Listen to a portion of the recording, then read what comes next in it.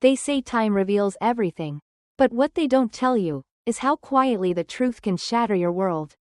Sometimes, it's not the betrayal itself that breaks you. It's the way the person you loved, the one you built a life with, can look you in the eyes and feel nothing. This is the story of how I lost everything I thought was real, and found the strength I never knew I had. If you've ever felt invisible in your own life, if you've ever given your heart to someone who didn't deserve it, then this story is for you. Before we begin, don't forget to subscribe to their family stories. Like this video if it speaks to you, and share your thoughts in the comments. Because someone out there needs to know, they're not alone. Now, let me tell you what happened. They say time reveals everything. But what they don't tell you is how quietly the truth can shatter your world. Sometimes, it's not the betrayal itself that breaks you. It's the way the person you loved, the one you built a life with, can look you in the eyes and feel nothing. This is the story of how I lost everything I thought was real, and found the strength I never knew I had. If you've ever felt invisible in your own life, if you've ever given your heart to someone who didn't deserve it, then this story is for you. Before we begin, don't forget to subscribe to their family stories. Like this video if it speaks to you, and share your thoughts in the comments. Because someone out there needs to know, they're not alone. Now, let me tell you what happened. For 5 years, my husband cheated on me. And when I finally found out, he looked me dead in the eyes and said, "I don't regret a single thing."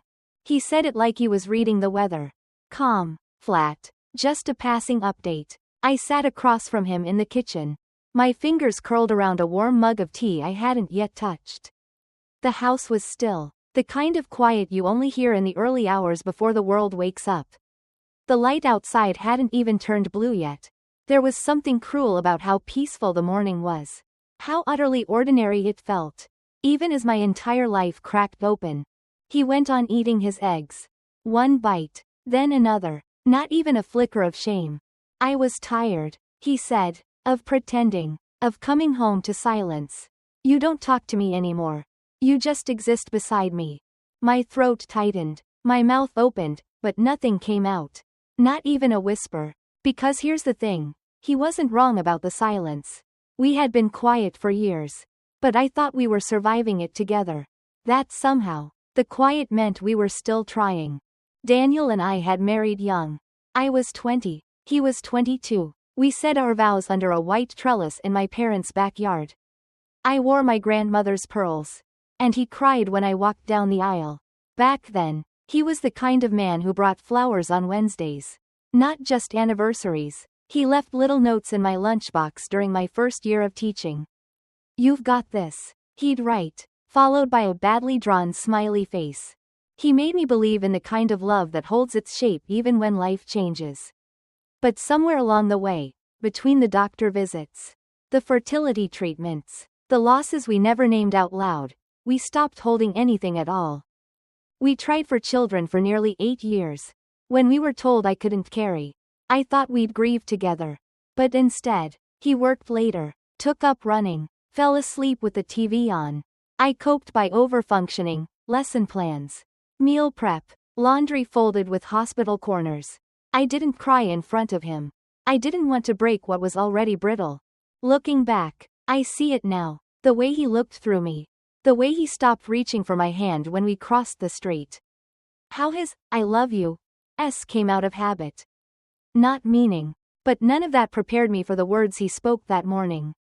"I don't regret it," he said again, slower this time. Not one moment of it. He stood, rinsed his plate, and set it on the drying rack like nothing happened. "You'll figure it out eventually," he said, grabbing his keys. "I won't insult you by lying anymore." And then he left. Just like that. No fight. No remorse. Just a door closing on 19 years of marriage. I sat there until the light outside turned gold. The clock ticked above the fridge.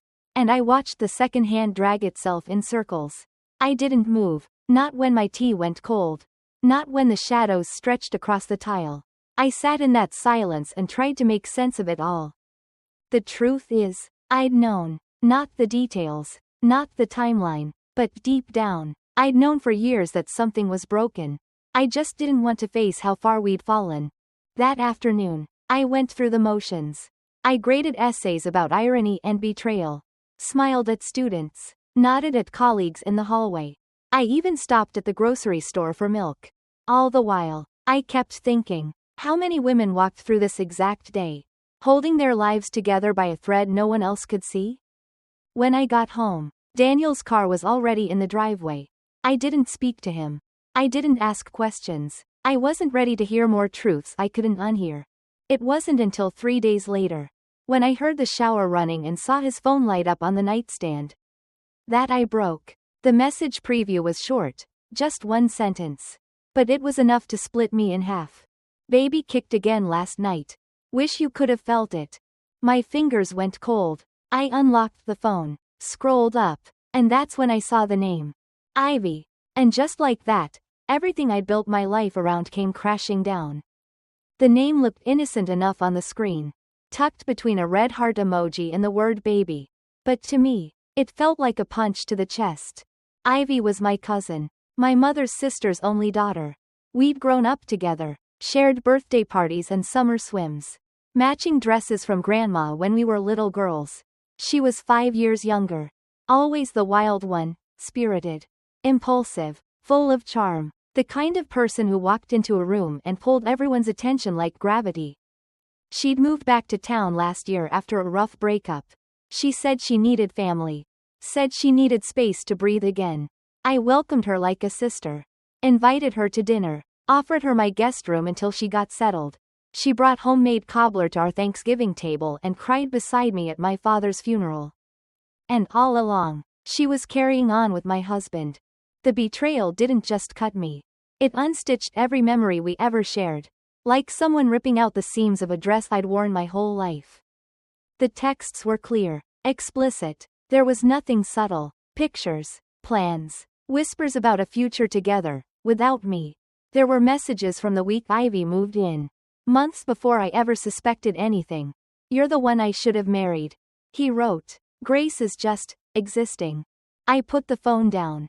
My hands were shaking, but there were no tears. Not yet. Instead, I stood up, walked into the bathroom, and looked at myself in the mirror. I barely recognized the woman staring back. Tired eyes, faint lines, a mouth that hadn't truly smiled in years. I looked like someone who had been surviving, not living. And I thought, how long have I been asleep inside this life? The next morning, I made coffee, packed my bag, and went to work like nothing had changed. Habit is a powerful thing. So is fear. I wasn't ready to explode. Not yet. I needed to hold my life together a little longer, if only to figure out how to let it fall apart on my terms. At school, the students were restless. Spring fever. The air smelled like wet earth and pencil shavings. One of the girls in my class asked me what catharsis meant in Greek tragedy. It means a release, I said, almost too quickly. A purging of emotion, pain, grief, guilt, the things we carry too long. She nodded, scribbled in her notebook, and moved on, but I stood there at my desk. Frozen. Pain, grief, guilt. I had carried all three like old friends. And maybe it was time to put them down. That evening, I drove to my mother's house. She opened the door in her garden gloves, surprised to see me without notice. I sat on her porch swing and told her everything. Every detail. I didn't spare her. I didn't soften it. She didn't cry. She just listened, quietly, like mothers do when the world is collapsing and their daughters need somewhere to place the wreckage. When I said Ivy's name, her eyes hardened. That girl always wanted what wasn't hers. She muttered, more to herself than to me. I stayed for dinner. We didn't talk much more about it. She made chicken pot pie. The crust was too thick.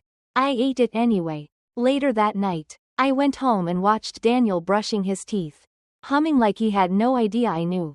But I did, and that changed everything. I started noticing things. The way he texted with a slight smile when he thought I wasn't looking. How he shaved on Thursdays now. His dinners with clients always happened on Thursdays. How Ivy suddenly stopped by more often, just to say hello. She always looked me straight in the eye. And one night, 2 weeks after I'd found the texts, she stayed. Daniel wasn't home. Ivy knocked on the door like it was nothing. Said she brought leftover casserole. She looked beautiful, glowing. Really. A soft fullness in her face. Her belly just beginning to round.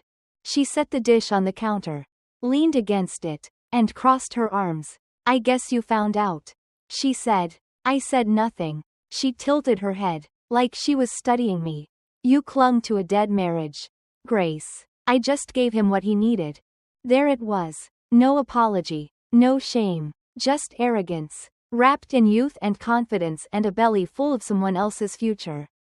I nodded once. I don't know why. Maybe because if I didn't, I'd scream. She left, and I stood in that kitchen for a long time, breathing through the burn behind my eyes.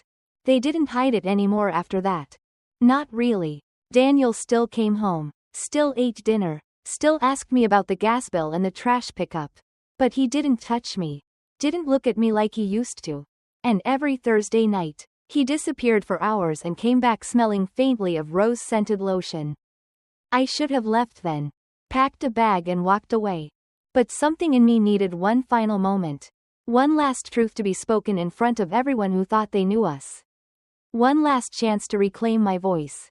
And that moment was coming.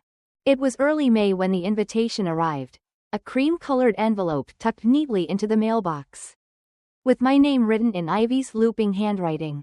I opened it with fingers I didn't quite trust. Inside was a floral card printed with gold script. Join us for a celebration of new beginnings. Her baby shower. It was to be held at my Aunt Claire's house. The one with the big hydrangeas out front and the two loud wind chimes that never stopped clinking. The whole family would be there. Cousins, aunts, old neighbors who still called me Gracie. And I knew what Ivy wanted. A performance. A spectacle of sweetness and smiles and fake forgiveness. She wanted me to show up, nod politely, and pretend I hadn't spent 19 years loving the man she now shared a child with.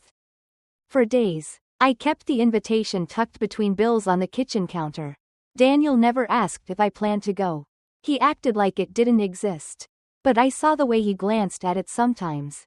His jaw tightening, as if bracing for a storm he couldn't stop.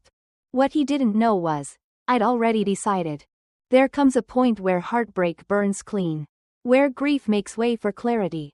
And by the time the shower rolled around, I wasn't interested in screaming or crying anymore.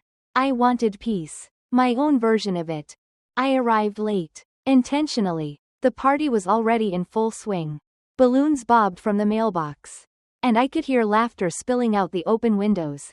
Ivy's voice rang through the front room like a bell, warm, charming, rehearsed. I walked through that door and time slowed. Heads turned. The room quieted in waves. Someone dropped a fork. And Ivy, standing near the cake table with her hand resting gently on her belly, blinked twice like she hadn't expected me to come. Grace, she said, smiling just a touch too wide. I didn't think. I know. I interrupted, my voice low, steady. But here I am. My aunt rushed to hug me. The room shifted nervously. People murmuring their hellos, uncertain of what to say. Daniel was nowhere in sight. Of course, he wouldn't show. Not here, not now. I moved slowly through the house, accepting lemonade, nodding at small talk. I let them think I was just there to play nice, to be civil. But inside, my heart was pounding like a drum. Not with rage, not with fear, with release. When it came time to open gifts, Ivy took her place in the center of the room like a bride about to give a speech. The tissue paper rustled. People oohed and awed. I waited. And then, when she unwrapped a framed sonogram photo and began to tear up, I cleared my throat. May I say something? Every eye turned to me. I know today's about new beginnings, I said slowly, calmly, meeting Ivy's gaze without blinking. And I think it's only fair we all start fresh, with the truth. She froze, the smile on her lips faltering for the first time. I looked around the room. Faces I'd known since I was a child stared back, some confused, others already sensing what was coming. I loved Daniel for 19 years. I said. I built a life with him. I buried my dreams to hold us together. And while I was grieving the family we never had, he was building one behind my back. With her. Gasps. Sharp inhales. A hand clasped over someone's mouth. Ivy stood up. Grace, stop. No, I said firmly. You stopped me from having a sister. From having trust. From believing in what family means. And Daniel, he stopped being my husband the moment he started lying. I took a breath. I'm not here to shame you. I'm here to free myself.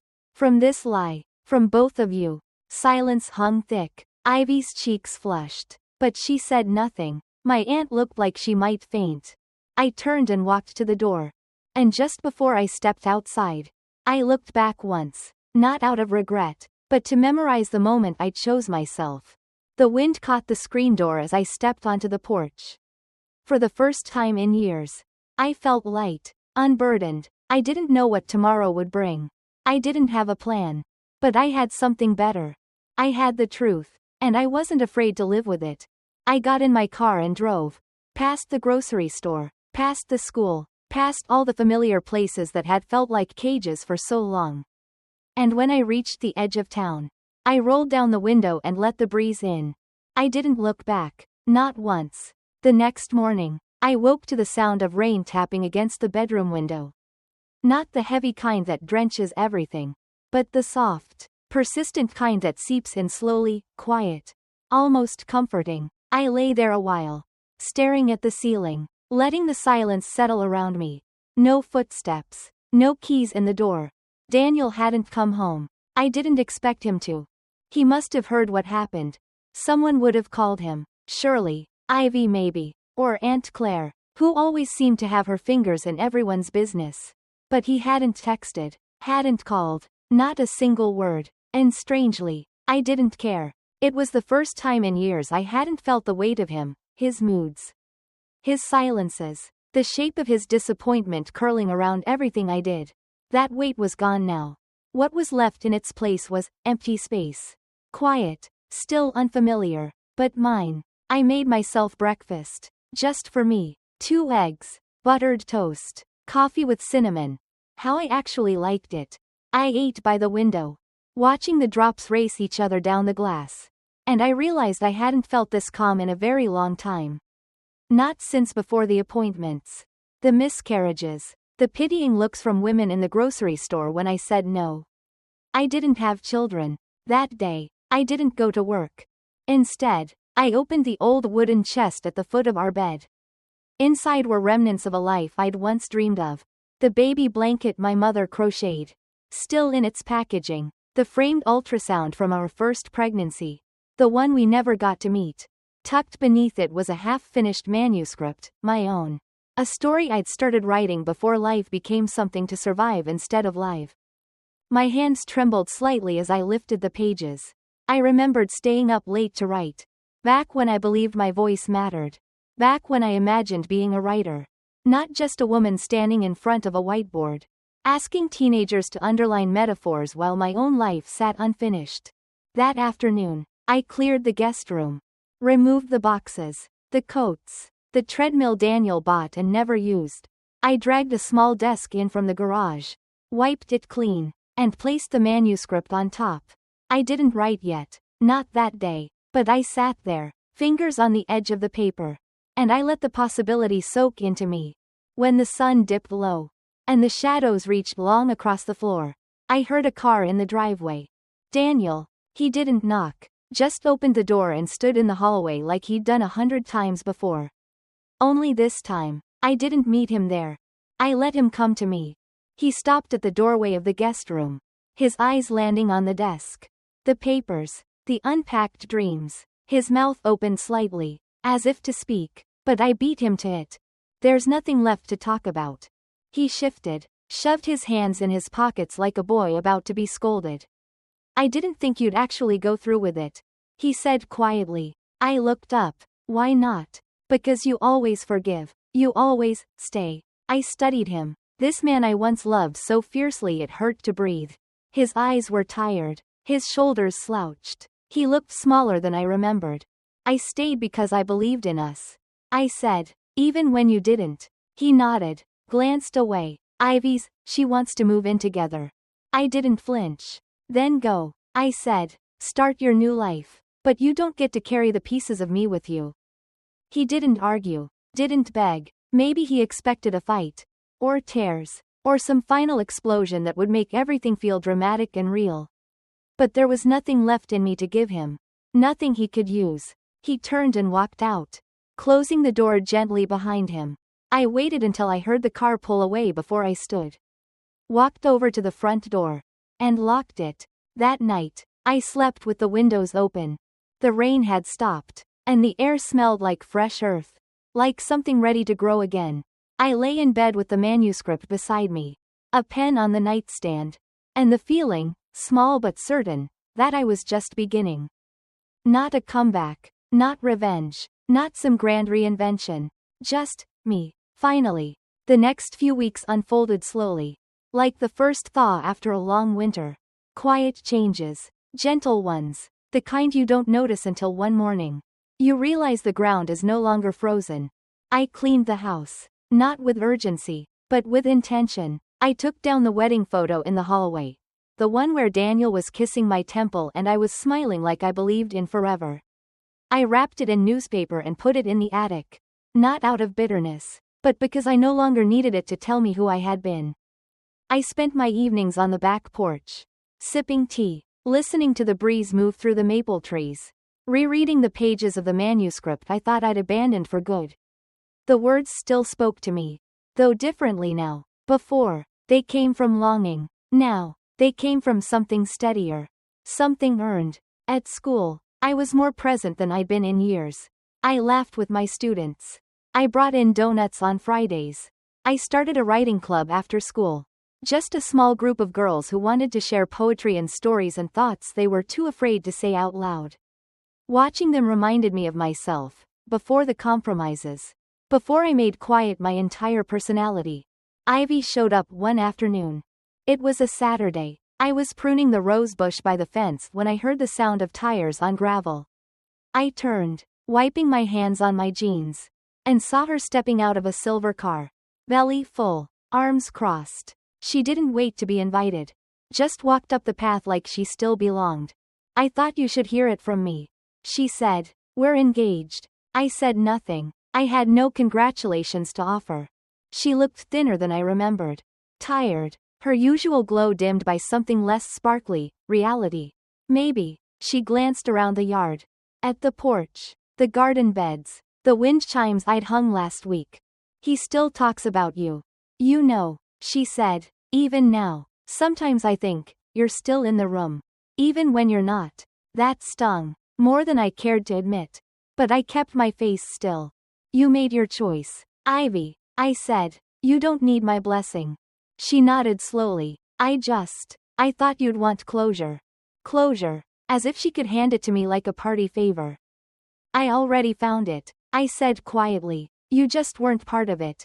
Her eyes narrowed. Just a touch. She opened her mouth, then closed it again. Whatever she came to say, it stayed stuck behind her pride.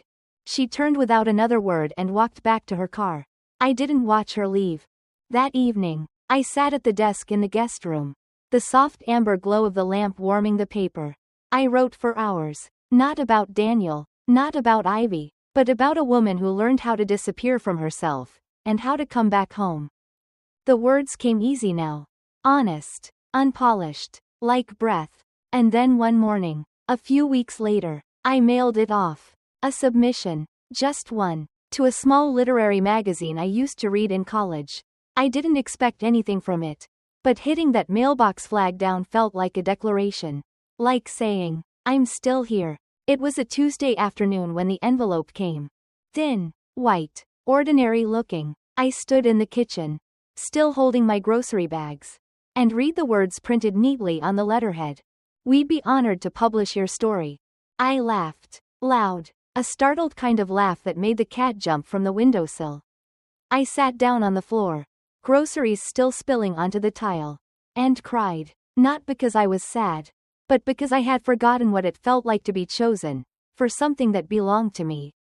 I called my mother that night, told her the news. She was quiet at first, then said, you were always meant for more than just surviving, Grace. And for the first time, I believed it. The seasons turned. Spring gave way to summer. I started teaching an evening class at the community center, creative writing for beginners. Mostly older women, widows, retirees, a few middle-aged men who hadn't written since high school but wanted to try again. We talked about truth, about finding your voice when it's gone hoarse from disuse, about writing the stories you were never allowed to speak. One night, after class, I stayed behind, sat at the front of the room, staring out at the empty chairs, breathing in the silence that no longer scared me. I picked up my journal and wrote 5 words. I am not what happened. I closed the cover, turned out the lights, and walked out into the warm night air. Somewhere down the road, a wind chime sang softly in the dark. It was a late summer evening when I saw Daniel again. I was leaving the community center after class, arms full of notebooks and loose pages, when I noticed a familiar figure standing near my car. The street lamp flickered above him, casting long shadows across the pavement. He hadn't changed much. Same blazer, same polished shoes, same way of shifting his weight from one foot to the other when he was unsure of himself. For a moment, I considered turning back inside, pretending not to see him. But I didn't. I walked straight toward him, calm as ever, my keys clinking in my hand. "Grace," he said, softly, like he didn't quite believe I was real. "What do you want, Daniel?" He took a breath, his hands buried deep in his pockets. "I read your story," he said, "the one in the magazine. Ivy showed me." I kept my expression still. He waited, like maybe I'd thank him, or ask what he thought. I didn't. "It was beautiful," he said, "hard to read, but honest." I nodded, unlocking the door and setting my papers inside. "It was never written for you." He looked down, scuffed his shoe against the sidewalk. "I didn't come to make excuses," he said.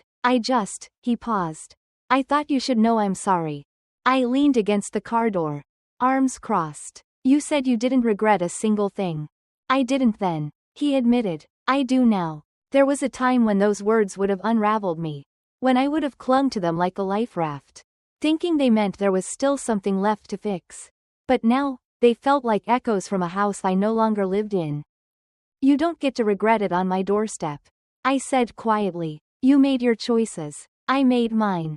He nodded, slowly. "She's not happy," he said, almost like a confession. "Ivy, she thought it would be easier than this." "I'm not surprised," I said. He looked at me then, really looked. Like he saw something in me he hadn't seen before. Or maybe something he'd never taken the time to see at all. "You look different," he said. "I am." There was nothing else to say. He offered a faint smile. But I didn't return it. Just got into my car, started the engine, and pulled away without looking back. That night, I drove past the old places. The coffee shop where we used to meet on Sunday mornings. The bookstore where we picked out names for children we'd never have. The street where Ivy's apartment still stood. A soft yellow porch light blinking behind curtains. And then I kept driving. I ended up by the lake. The one my father used to take me to when I was little.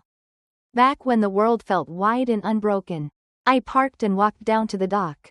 The wooden planks creaking beneath my feet. The moon hung low, casting silver across the water.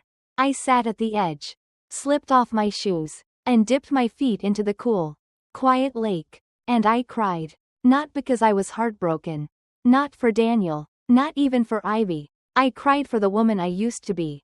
The girl who believed that love, if tended carefully, would always be enough. The woman who stayed silent to keep the peace. Who disappeared behind dinners and calendars and good intentions. I cried for her, and then I let her go. The tears came and went. The wind picked up slightly, rustling the reeds at the water's edge. And then, stillness. A kind of stillness that didn't feel empty, but whole, solid. When I stood to leave, I felt taller, not in body, but in spirit, as though something invisible had lifted off my chest, leaving space where pain had once lived. In the weeks that followed, I finished my manuscript, the one I started all those years ago in secret, when Daniel was working late and the silence was too loud to ignore. I submitted it to a publisher I'd admired since college. I told no one, not my mother, not my sister, not even the girls in my writing group. I just waited. And one day, an email arrived. They wanted it. Not just an excerpt. The whole thing. A book. I sat at the kitchen table. The same table where I'd once been told, "I don't regret a single thing," and I laughed. Not the bitter kind. The real kind. The kind that starts in your chest and shakes loose all the old dust that never belonged there to begin with. I poured myself a glass of wine, lit the candle in the window, and toasted the version of me that had waited so long to be seen. She was finally here. Fall came early that year. The trees turned gold before September ended, and the mornings carried a crispness that made you reach for a sweater without thinking. I'd always loved autumn, the way it made endings feel beautiful. Like even the trees knew how to let go gracefully. My life had shifted into something quieter, simpler. I had my routines again, but they no longer felt like cages. I woke up early, fed the cat, walked barefoot across the kitchen floor to make coffee. I opened windows, let the breeze move through the house, and played music I hadn't listened to in years. Nina Simone, Carole King, soft piano ballads that filled the air like breath. Some days, I still caught myself reaching for 2 mugs instead of 1. Old habits. They linger like ghosts, gentle but persistent. But I didn't resent them anymore. They were just echoes, reminders of a life I'd outgrown. The manuscript went to print in early November. I held the first copy in my hands like it was something sacred. Cream-colored cover. My name printed across the top in modest lettering. No fanfare. Just paper and ink and pieces of me finally stitched together in a story I no longer had to hide. My mother cried when I gave her a copy. She traced my name with her fingertip and said, "Your grandmother would have been so proud." I nodded. I believed it too. Ivy sent a message the day the book was announced. Just a short one. Through email. "Congratulations. I always knew you had something in you." I didn't reply. Daniel didn't reach out. Not even a line. I'd heard from a neighbor that they'd moved to another part of the state. Closer to her parents, I think. The baby was born in July. A girl. Sometimes, I wondered what they named her. Sometimes, I didn't. The community center asked if I'd consider hosting a monthly author's night. Not for prestige, just to bring people together. I agreed. We rearranged folding chairs, served tea and oatmeal cookies, and listened to people read words they never thought they'd share aloud. War stories, love letters, childhood memories wrapped in dusty corners of the mind. It was ordinary and extraordinary all at once. And then one night, as the last of the readers tucked their papers away and the room thinned out to silence, a woman approached me, mid-60s, salt and pepper hair, a face that had seen things and learned how to survive them. She said, "You don't know me, but I've been following your story." I smiled. "I suppose I've made it hard to hide lately." She laughed softly, then said, "I left my husband when I was 52. After 30 years, people thought I was crazy. Said it was too late. Too selfish. Too much." She looked down at the floor for a moment. Then back at me. "Your story made me feel less alone." My throat caught. We didn't hug. We didn't cry. We just stood there for a second. 2 women holding pieces of each other in quiet recognition. Then she nodded, and walked out into the night. I stood there a while after everyone left. Clearing cups. Folding chairs. The lights buzzed faintly overhead. And the smell of cinnamon lingered in the air. And it hit me. What had once been the wreckage of my life had become shelter for someone else. My story wasn't just mine anymore. It had stretched out its arms and made room for others to breathe in it too. That's the thing about betrayal. At first, it hollows you out, leaves you with echoes and shadows. But if you let it, it also clears the space for something new. Not revenge, not retribution, but truth. And that's a far greater freedom than I ever knew to ask for. I left the center that night with the windows down, the wind curling around my shoulders. No destination, just the road and the sound of the tires on asphalt. And I thought, this is what beginning again feels like. Not loud, not sudden, but sure, like rain softening the soil, making room for something that hadn't had the courage to grow until now.